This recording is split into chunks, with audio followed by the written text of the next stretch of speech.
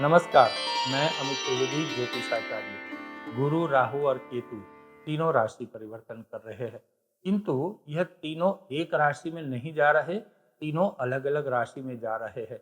14 मई 2025 से गुरु मिथुन राशि में, 18 मई 2025 से राहु कुंभ राशि में और उसी दिन केतु सिंह राशि में। इस प्रकार से परिस्थिति बन रही है। तीनों तीन लंबी अवधि के ग्रह है। गुरु मिथुन राशि में लगभग 12 से 13 महीने तक रहेगा। राहु कुंभ राशि में 1.5 साल तक रहेगा, यानी कि 18 महीने। और केतु सिंह राशि में भी इतनी ही अवधि, यानी कि 1.5 साल तक रहेगा। अब तीनों लंबी अवधि के ग्रह है, और लंबी अवधि के ग्रह जब इस प्रकार से राशि परिवर्तन करते हैं तो मनुष्य जीवन के ऊपर अवश्य प्रभाव होता है।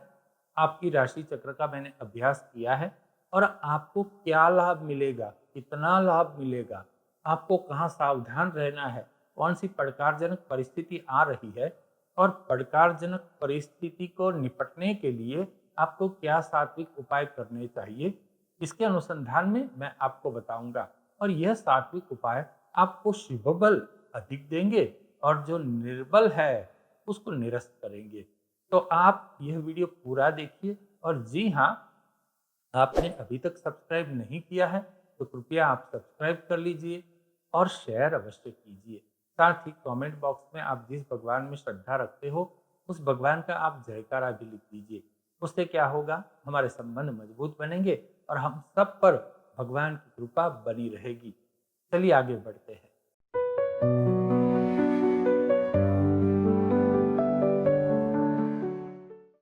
वृश्चिक राशि वालों, यह वीडियो आपके लिए है। आपने अभी तक इस चैनल को सब्सक्राइब नहीं किया है तो कृपया कर लीजिए, और कमेंट बॉक्स में आप जिस भगवान में श्रद्धा रखते हो उस भगवान का जयकारा भी लिख दीजिए। इससे क्या होगा, हमारे संबंध मजबूत होंगे और भगवान की कृपा हम सब पर बनी रहेगी। वृश्चिक राशि वालों, चलिए जानते हैं आपके साथ क्या क्या संभावनाएं उत्पन्न होती है। आपकी राशि चक्र का मैंने अभ्यास किया है। सबसे पहले जानते हैं धन की परिस्थिति कैसी रहेगी। धन की परिस्थिति मिली जुली रहेगी, पैसे आपको आते रहेंगे, लेकिन फिर भी आप धन की चिंता करोगे। धन की चिंता आपको बहुत सताएगी, लेकिन आपको धैर्य रखना होगा, संयम रखना होगा। कुछ इन्वेस्टमेंट के अनुसंधान में आपको चिंता सता सकती है। घर के अनुसंधान में इन्वेस्टमेंट हो गया, कोई वाहन के अनुसंधान में, जमीन के अनुसंधान में, इस प्रकार के इन्वेस्टमेंट की चिंता आपको सताएगी। जी हाँ, नया घर लेना चाहते हो तो नया घर मिल सकता है, इस प्रकार की संभावना यहाँ उत्पन्न होती है। और प्रॉपर्टी का मामला अगर कोई फंसा हुआ है तो प्रॉपर्टी का मामला सुलझ सकता है। यहाँ ऐसी भी परिस्थिति मुझे दिखाई देती है। कोई नया मकान लेना है आपको तो आपको कागज इसके बहुत चेक करने पड़ेंगे, पक्के पेपर्स होने चाहिए। कोई भी आप छोटा बड़ा लाभ देख के कूद मत पड़ना, बहुत बारीकाई से आपको पेपर चेक करना होगा, उसके बाद ही आप डील साइन करिएगा, वरना आपके साथ कोई ना कोई कॉन्स्पिरेसी हो सकती है। ये बात आप मान के चलिए, कोई बनावट कर सकता है, ऐसी परिस्थिति भी उत्पन्न हो सकती है वृश्चिक राशि वालों। चलिए अब जानते हैं आरोग्य की परिस्थिति आपके राशि चक्र में कैसी दिखाई देती है। आरोग्य में मुझे कोई बड़ी समस्या नहीं दिखाई देती। आपकी हेल्थ अच्छी रहेगी वृश्चिक राशि वालों, लेकिन एसिडिटी से आपको संभालना होगा। खट्टा, तीखा, तला हुआ आपको अधिक नहीं खाना होगा। इससे आपको प्रॉब्लम हो सकती है, क्योंकि राहु इस प्रकार से गति कर रहा है जो आपको प्रॉब्लम दे सकता है। और अधिक गुस्सा करोगे तो आपके ऊपर अनेक रोग हावी हो सकते हैं वृश्चिक राशि वालों। ऐसी परिस्थिति है, गुस्सा आपको आएगा भी, एकदम से मन में चिढ़ सी आ जाएगी, किसी के ऊपर आप मन ही मन बहुत गुस्सा करने लगोगे, ऐसी परिस्थिति होगी। लेकिन आपको थोड़ा संयम रखना होगा। और किसी से बदला लेना चाहते हो तो अभी संयम रखना होगा। आपका टाइम आएगा, सही समय पर सही कदम उठाना। आवेश में आकर के कोई गलत कदम मत उठा लेना वृश्चिक राशि वालों, ये बात आपको ध्यान में रखनी होगी। वृश्चिक राशि वालों, चलिए जानते हैं सामाजिक संबंध आप कैसे रहेंगे। थोड़ी अनबन सामाजिक संबंध में मुझे दिखाई देती है। ऐसा होगा कि संबंधों के ताने बाने उलझ सकते हैं, तो आपको सावधान रहना है।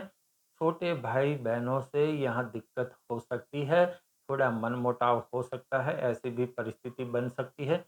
जीवन साथी के साथ चर्चाएँ अधिक होगी, वह चर्चा वेग पकड़ेगी और कहीं वह मतभेद में रूपांतरित न हो जाए, इसके अनुसंधान में भी आपको सावधानी रखनी होगी। जो मतभेद आगे से चले आ रहे हैं, मतलब पुराने मतभेद है, वह पुराने मतभेद अभी और हावी होंगे, वो और जोर पकड़ेंगे, आपके ऊपर हावी होने की कोशिश करेंगे, लेकिन आप उसका सामना करना, उससे पीछे मत हटना। यह मुझे ऐसा भी लगता है कि जिस प्रकार से ग्रहों का संकेत मिल रहा है, यह जो मतभेद आगे जोर पकड़ेंगे, वह मतभेद सुलझने के लिए है, उलझने के लिए नहीं है। इसका रास्ता निकल जाएगा, चिंता मत कीजिए। अब जो लोग जॉब, बिज़नेस यानी कि करियर के अनुसंधान में कैसी परिस्थिति होगी? जॉब आपका स्टेडी रहेगा, कोई बड़ा बदलाव मुझे आपकी जॉब में नहीं दिखाई देता। आपको विदेश सेटल होने की संभावना यहाँ होती है।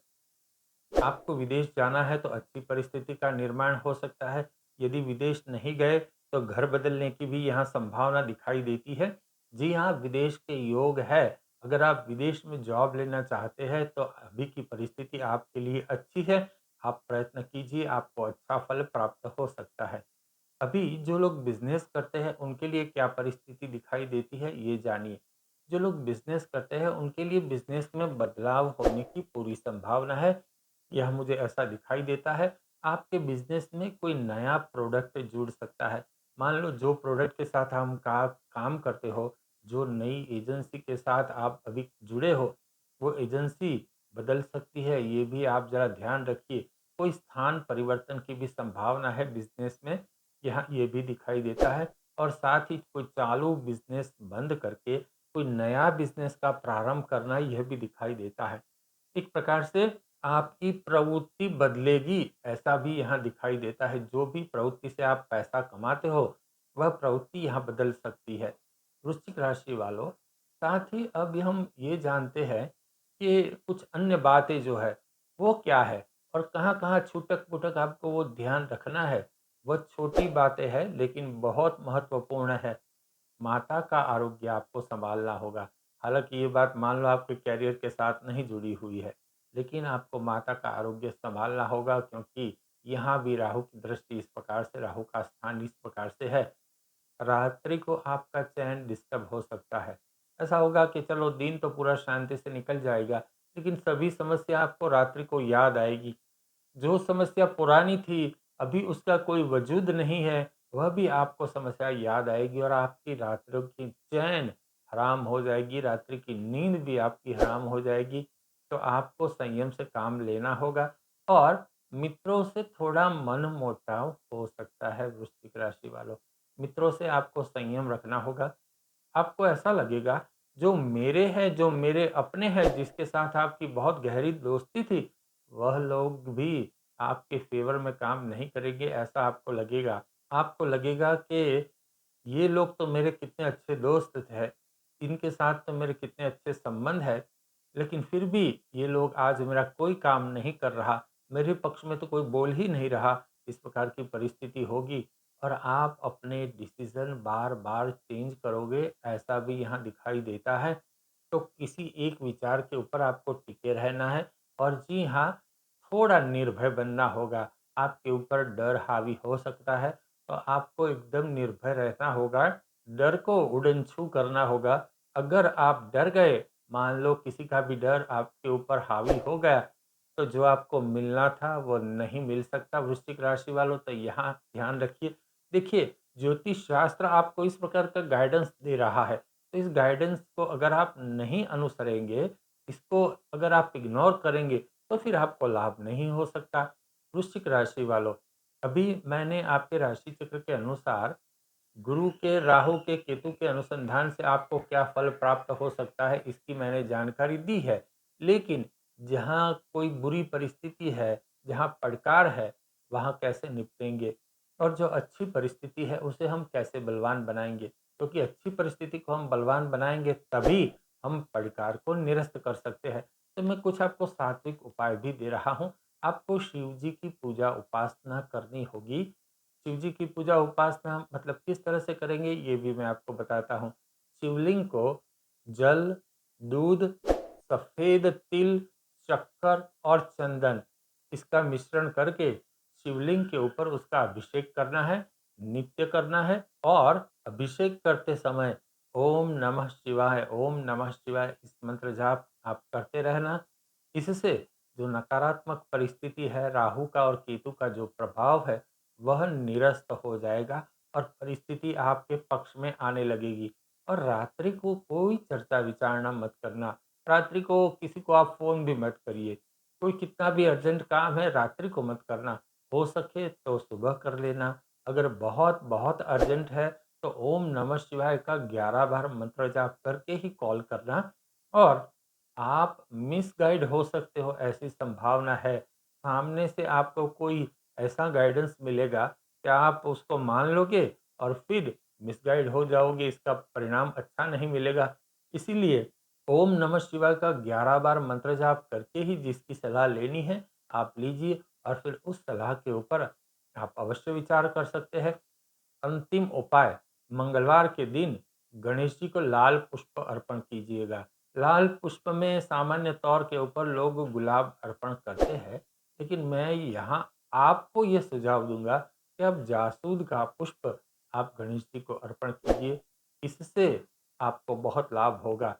तो वृश्चिक राशि वालों, ये कुछ बातें थी जो मैंने आपके अनुसंधान में की है, तो आपको उसका ध्यान रखना होगा। आप इस चैनल को सब्सक्राइब कीजिए, शेयर कीजिए और जी हाँ, कमेंट बॉक्स में भगवान का जयकारा अवश्य लिख दीजिए। धन्यवाद।